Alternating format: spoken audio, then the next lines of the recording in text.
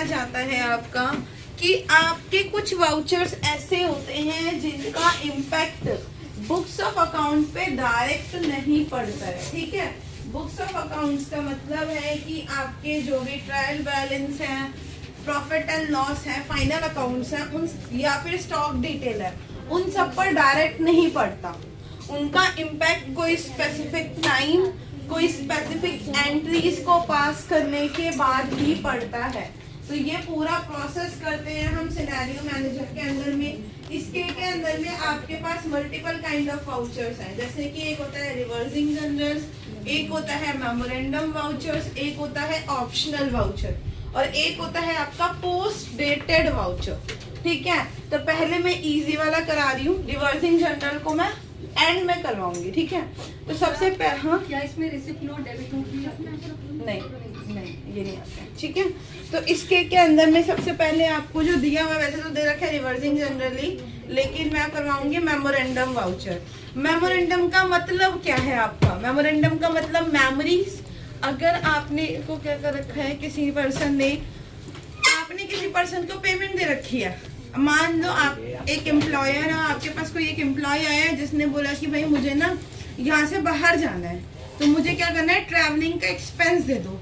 अब इसका कोई अमाउंट तो लिमिट पता नहीं होगी कि जाने में कितना खर्चा लगेगा या आने में कितना खर्चा लग सकता है, ये तो पता नहीं होगा। तो हम क्या करेंगे, उस पर्सन से को जो अमाउंट इशू करेंगे वो अपनी मेमोरी को बनाने के लिए इस वाउचर में एंट्री पास कर देंगे। यानी कि वो अमाउंट जब हमें एक्चुअल में कंफर्म हो जाएगा, जिस डेट में मुझे वो कंफर्म करेगा, उस डेट में मैं इसी एंट्री को उठाऊंगी और पेमेंट वाउचर में पास कर दूंगी।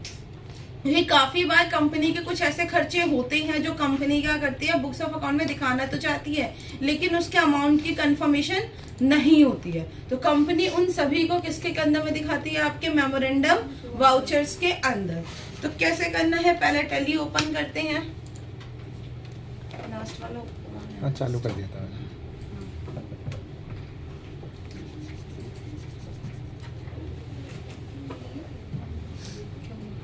प्राचीन का है, दिया भी का भी नहीं पता, ईशा प्राचीन भी नहीं आई।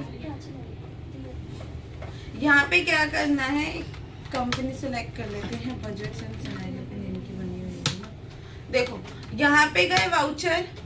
अब मैं मेमोरेंडम वाउचर के कोई शॉर्टकट की नहीं है, तो दो तरीके हैं वाउचर्स को देखने के, या तो F10 करके शो इन एक्टिव से देख लो मेमोरेंडम वाउचर, और अगर ये एक्टिव नहीं है तो हमें बाहर से भी एक्टिव करना आता है ना, ऑल्टर वाउचर टाइप, कहीं से भी कर सकते हो।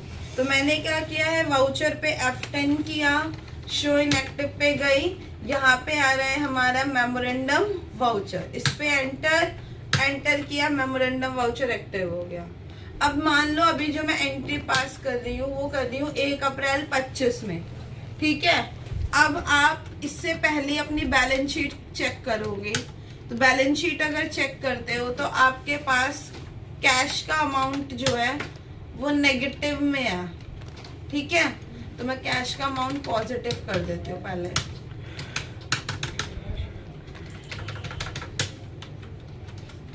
अब अगर बैलेंस शीट देखते हैं, ऑल्ट F5 करते हैं, तो यहाँ पे आपके पास कैश का अमाउंट कितना है, 24,68,000 है ना।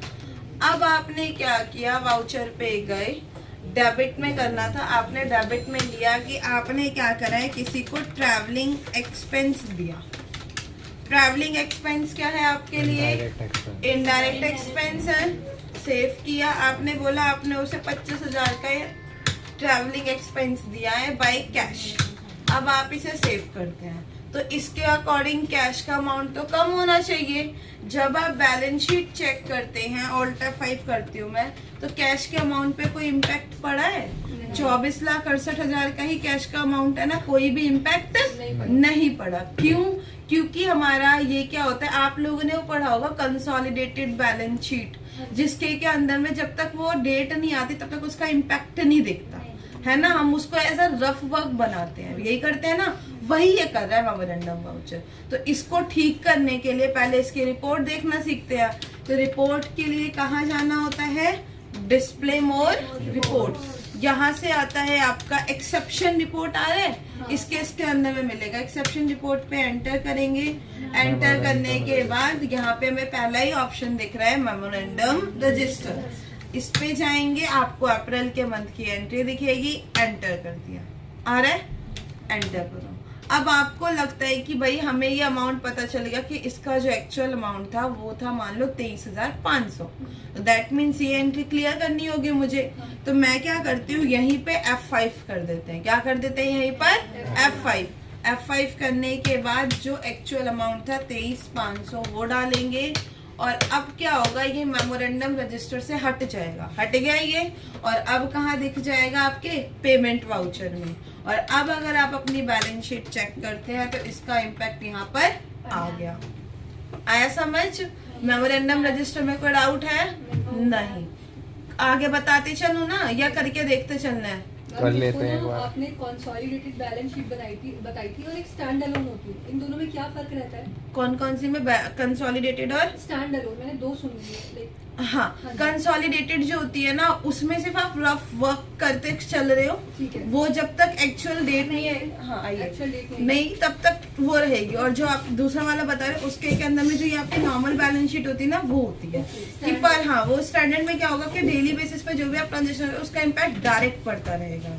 ठीक है, ट्राई कर लें अब। Yes, ma'am। ये आगे करने वाला जो है आपका वो रहता है ऑप्शनल वाउचर। जैसे कि कोई पर्सन हमें क्या कर रहा है, परचेज का बिल बनाने से पहले कंफर्मेशन नहीं दे रहा है, तो हम क्या करते हैं, ऑप्शनल वाउचर का यूज करते हैं। जैसे कि इसके के अंदर में इसके डेफिनेशन में भी लिखा हुआ है कि optional voucher is not a separate voucher type. ये एक अलग से कोई वाउचर टाइप नहीं है, लेकिन ये किस लिए होता है, जब भी आपको नॉन अकाउंटिंग वाउचर से रिलेटेड एंट्रीज पास करने होते हैं जिसका इम्पैक्ट आपके बुक्स ऑफ अकाउंट पर ना पड़े।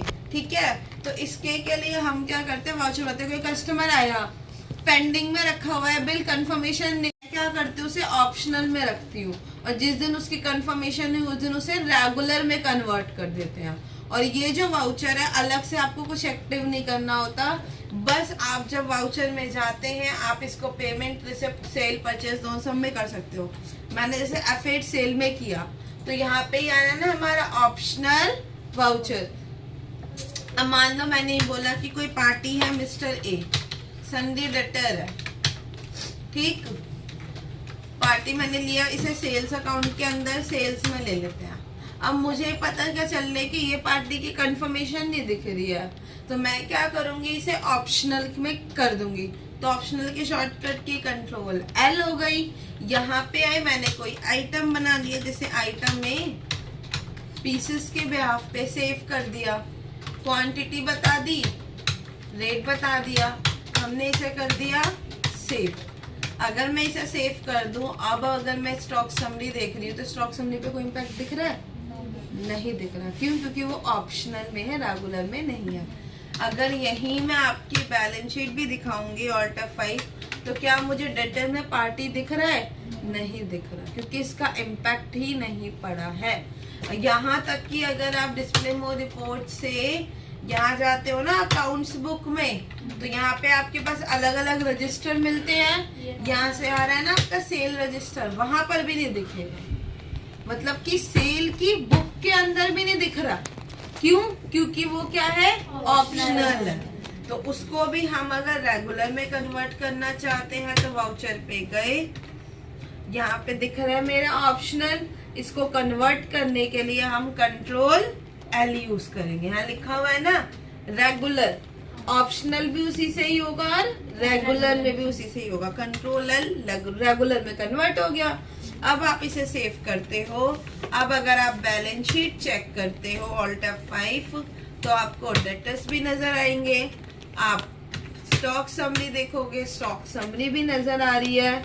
इसके साथ साथ में अगर आप डिस्प्ले मोड रिपोर्ट से अकाउंट्स बुक में सेल रजिस्टर देखते हो तो उसमें भी अब एंट्री नजर आएगी। आया समझ? हाँ, जैसे हम कह रहे हैं कि हमें कंफर्मेशन नहीं है इसमें, हम ये मान सकते हैं कि उसने ऑर्डर कह दिया कि बाद में भिजवा देना? नहीं, ये चीज नहीं है। तो इसमें उसने जैसे शॉप पर आए, बोला कि भैया निकाल के रखो सामान, तो वो हमारा हो गया। फिर वो उसके बाद आया ही नहीं, तो तो इसलिए वो इसी वजह से ऑप्शनल है वो, ठीक है। ऑप्शन देखने के लिए हम वहाँ पर गए थे वाउचर में, और वाउचर में कंट्रोल एल करा था हमने, Control L, ठीक है। ठीक है। यहाँ पे है ना आपका ऑप्शनल। हाँ, ईशा बाद में डिस्कस करते हैं। नेक्स्ट आता है पोस्ट डेटेड वाउचर, ठीक है। अब पोस्ट डेटेड वाउचर होता क्या है, इसमें दिया हुआ है पोस्ट डेटेड या नहीं दिया हुआ, ठीक है। अब ये याद रखना, इसका इम्पैक्ट ऑटोमेटिक आपके टैली पे पड़ जाता है, ठीक है। जैसे कि आपने डेट डाल दी कि आप कब का बता रहे हो, मान लो 15/4/25 का बता रहे हो, ठीक। किसका दिखा रहे हो, 15/4/25। अब क्या किया आपने, यहाँ पे इशू करा है, मान लो कोई मिस्टर रमेश सिंह है, उनको करा है इशू। यहाँ पे आ गया सन्ड्री क्रेडिटर, इसको सेव करा, अमाउंट डाल दिया 15,000 का। ऑन अकाउंट से पेमेंट हो रही है by bank under bank account. Enter करते यहाँ पे वो आपको बता देगा पोस्ट डेटेड चेक की इशू डेट बोल रहा है, इंस्टॉलमेंट नंबर डाला। अब यहाँ पे ये तो इंस्टॉलमेंट डेट है, पोस्ट डेटेड की बता रहे हैं, मैंने 15/4/25 बता दी, ठीक है। पोस्ट डेटेड नोट के अंदर में आप क्या बताते हैं यहाँ पर कि आपका जो डेट ऑफ मैच्योरिटी है इज 15 अप्रैल। आपने इसे करा सेव करने के बाद आप कहाँ जा रहे हैं, अपने बैलेंस शीट में। बैलेंस शीट में जब आप ऑल्ट F5 करते हैं तो कैश का अमाउंट कितना है, अभी उतना ही है ना, 23 लाख समथिंग ही है। F2 करके अगर आपने इसे 20/4/25 तक का ले लिया, कैश का अमाउंट बैंक से 15,000 पहले नहीं दिख रहा था, तो पोस्ट डेटेड चेक ऑटोमेटिक क्या करता है, एंट्री को पास कर देता है और जिस डेट में आती है उस डेट में उस एंट्री को प्रोसीड करवा देता है। समझ में आ गया ये कंसेप्ट, बहुत इजी सा था ना, कोई दिक्कत तो नहीं है इसमें। और अगर किसी ने करंट का रखा है तो जब आप पेमेंट वाउचर करते हैं तो करंट तो ऑटोमेटिक होता ही है ये। अगर पोस्ट डेटेड को करंट में कन्वर्ट करना है तो यहाँ पे कंट्रोल T करेंगे तो वो पोस्ट डेटेड से करंट में कन्वर्ट हो जाएगा, लेकिन हमें नहीं करना क्योंकि हमने तो पोस्ट डेटेड उसे बता दिया। समझ में आया, किसी को कोई डाउट किसी तरीके का? तो अगला टॉपिक भी पढ़ा दो, ये तो इजी सा था। चलो अब नेक्स्ट जो है वो है हमारा सिनेरियो मैनेजमेंट का सबसे लास्ट टॉपिक, जिसका नाम है रिवर्सिंग जर्नल। रिवर्सिंग जर्नल का काम क्या होता है, आपने एडजस्टमेंट सुनी हुई है? पहले क्या होता है, एडजस्टमेंट में हम लोग क्या करते हैं, नॉर्मल एंट्री पास करते हैं, है ना। क्या करते हैं, हमारी नॉर्मल एंट्री को पास करते हैं। दूसरे टाइम में वो क्या करता है, उसी को रिवर्स एंट्री में कन्वर्ट कर देता है। रिवर्स एंट्री का मतलब, पहले अगर मैंने चेक किया, मैंने डेप्रिसिएशन लगाया तो depreciation account debit to furniture हो जाएगा, यही करते हैं। बाद में इस डेप्रिसिएशन का जो अमाउंट होता है इसको किसके साथ एडजस्ट किया जाता है, प्रोविजन। अगर प्रोविजन नहीं होता तो प्रॉफिट एंड लॉस अकाउंट के साथ डेबिट होता है, और क्रेडिट में क्या जाता है, टू। तो ये नॉर्मल एंट्री को हमने क्या कर दिया है, यहाँ पे एडजस्ट कर दिया है। तो टैली में हम सिर्फ नॉर्मल एंट्री पास करते हैं और जो डेट मैं सिनेरियो में मेंशन कर दूंगी उस डेट पे ये ऑटोमेटिक रिवर्स करके प्रॉफिट एंड लॉस के साथ एडजस्ट कर देगा, ठीक है। रिवर्सिंग जर्नल समझ में आया कि आपने एक एडजस्टमेंट एंट्री पास करी, अब आपने जिस डेट तक पास करी होगी उस डेट तक तो उसका इम्पैक्ट नहीं चलेगा। जैसे ही वो मैच्योरिटी डेट कंप्लीट होगी वो ऑटोमेटिक उसका इम्पैक्ट कहाँ डाल देगा, प्रॉफिट एंड लॉस अकाउंट में।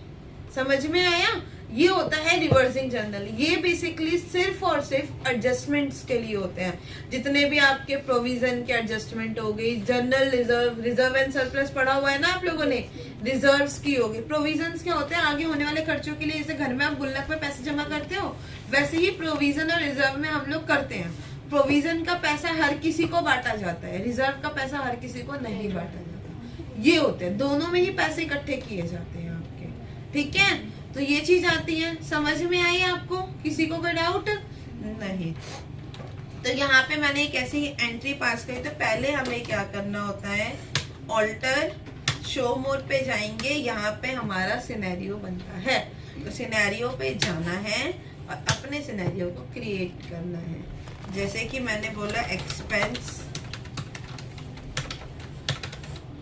सिनेरियो बनाया, स्पेस है, चेयर लेके देख लो सबसे लास्ट में, ठीक है।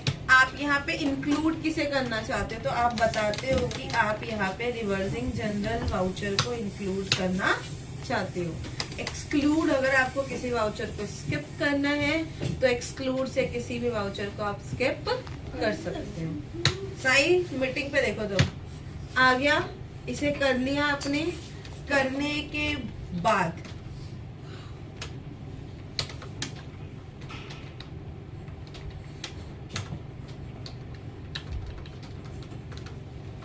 हम जाते हैं वाउचर पे, F10 करा, शो इन एक्टिव पे, यहाँ से ऑप्शन आ रहा है रिवर्सिंग, एंटर एक्टिव कर देंगे। कर दिया एक्टिव। एक्टिव करने के बाद मैंने क्या बोला है यहाँ पे कि मैं एक एक्सपेंस बनाती हूँ, मान लो सैलरी का। किसका बनाया? सैलरी। किसमें जाएगा? सेव किया, इनकम एक्सपेंस, एक्सपेंस ना। यहाँ पे आए, यहाँ पे मैंने इसे कैश के साथ ही बना दिया जैसे, ठीक है। किसके साथ बना दिया है? कैश के साथ। सेव किया। कब एप्लीकेबल होगा? मैंने कहा 25/4/25 को, मतलब 15 तारीख को एंट्री हुई है। इम्पैक्ट कब दिखेगा, रिवर्स कब करेगा? 25/4 को, ठीक है। सेव करा। अब अगर अभी आप प्रॉफिट एंड लॉस पे जाओ, 1/4 से इस पे करोगे, ऑल्ट F5 करो। सैलरी है लेकिन क्या उसका अमाउंट नजर आ रहा है? नहीं दिख रहा है, ठीक है। F2 1/4 से 1/4/25 कर रही हूँ, अभी भी नहीं आ रहा है। F2 किया, यहाँ पे 25/4/25 ले लेंगे।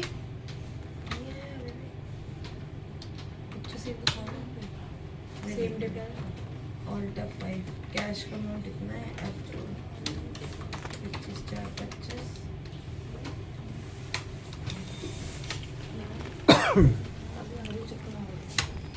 बाहर गिर मत जाइए। हाँ भाई, गिर भी मत जाना, दिक्कत हो जाएगी तुम्हें। सैलरी तो दिख रहा है, F2 1/4 से 25/4/25। एक सेकंड, वीडियो स्टॉप करना। ये तो पता ही है। सेव करा, प्रॉफिट एंड लॉस पे गए, ऑल्ट F5 करेंगे। अभी इम्पैक्ट नहीं दिख रहा ना। यहाँ पे क्या करना होता है आपको, Alt+C करते हैं, ठीक है। Alt+C करने के बाद कंपनी सिलेक्ट करेंगे। किस डेट का बोल रहे थे? 25/4/25 तक का। यहाँ पे हमने किसका बना रखा था? एक्सपेंस का सिनेरियो। एंटर करेंगे, शो वेरिएंस यस करेंगे। अब देखेंगे आप सैलरी का अमाउंट दिख रहा है सिनेरियो के बाद। आया समझ? इसका क्या किया जाता है, सिनेरियो बनाने के बाद अलग से सेक्शन में देखा जाता है, ठीक है। डायरेक्ट नहीं देखते हैं, अलग से सेक्शन में देते हैं, क्योंकि वो रिवर्स कर देगा। तो जो अमाउंट ऊपर था उसको क्या कर दिया उसने? बैलेंस कर दिया होता है ना। इसी रीजन से हम क्या करते हैं, इसका सिनेरियो देखते हैं। कैसे देखना है? प्रॉफिट एंड लॉस पे गए, ऑल्ट F5 कर लेंगे, Alt+C, न्यू कॉलम क्रिएट होता है इससे। यहाँ पे आपने डेट बताई, किस डेट तक का आपने बनाया हुआ है। यहाँ पे आपने बनाया, आप किसका सिनेरियो दिखाना चाह रहे हैं। एंटर करेंगे, वेरिएंस देखना चाहते हैं तो वो आपको यहाँ पे दिखा देगा कि इतने का आपका सैलरी का बनाया रखा था। दिख रहा है ना सैलरी का? एक्चुअल वाला तो यहाँ दिख रहा है ट्रैवलिंग का, और आपका सिनेरियो यहाँ दिख रहा है। समझ में आया? Yes, ये इसका काम।